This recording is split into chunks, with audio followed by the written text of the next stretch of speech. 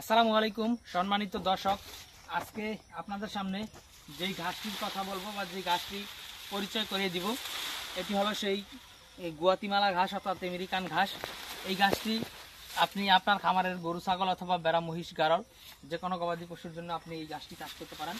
এটি যেমন মিষ্টি নরম রসালো, পাশাপাশি এই ঘাসটি কিন্তু বিশেষ করে যারা গাভীর খামার করেন, যে গাভীতে আপনার 20 থেকে 25 কেজি বা 30 থেকে 35 কেজি এরকম দুধ যে গাভীতে হয়, সেই গাভীর জন্য আপনারা এই ঘাসটি চাষ করতে পারেন।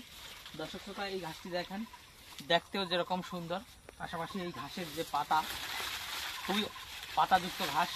আর এই পাতাগুলি আপনারা যদি দেখেন কি পরিমাণ চওড়া, দর্শক এই ঘাসের পাতাগুলি কিন্তু অনেক চওড়া। আর আপনার এই ঘাসে ডাটা খুঁজে পাওয়া যায় না, শুধুমাত্র পাতাই হয়। দেখেন এদিকে যে জারগুলো রয়েছে, কি পরিমাণে এই ঝাড়ে ঘাস রয়েছে। দর্শক শ্রোতা, গুয়াতিমালা ঘাসটি অনেকেই বলে থাকেন একটি ঝাড়ের ঘাস একটি গরুর জন্য যথেষ্ট হয়।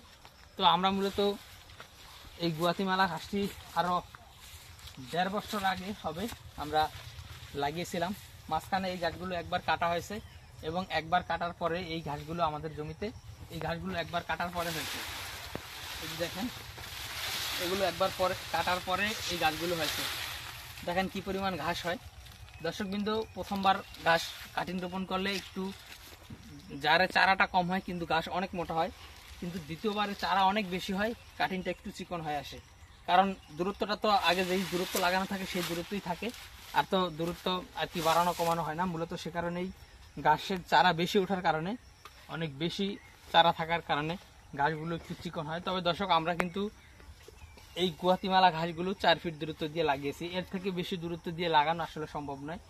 অন্যান্য গাছ যেখানে 2 ফিট দূরত্ব দিয়ে লাগায়, গুয়াতিমালা সেখানে 4 ফিট, অনেকে 4.5 ফিট দূরত্ব দিয়ে লাগায়। এর কারণ হলো এই গাছটি ঝাড় বড় হয়, প্লাস পাতাগুলি অনেক চওড়া হয়। তো দর্শক, আপনারা চাইলে গুয়াতিমালা ঘাসের কাটিং অথবা চারা আমাদের কাছ থেকে সংগ্রহ করতে পারেন। সেক্ষেত্রে অবশ্যই আপনারা আমাদের স্ক্রিনে দেওয়া নম্বরে আমাদের সাথে যোগাযোগ করতে পারেন।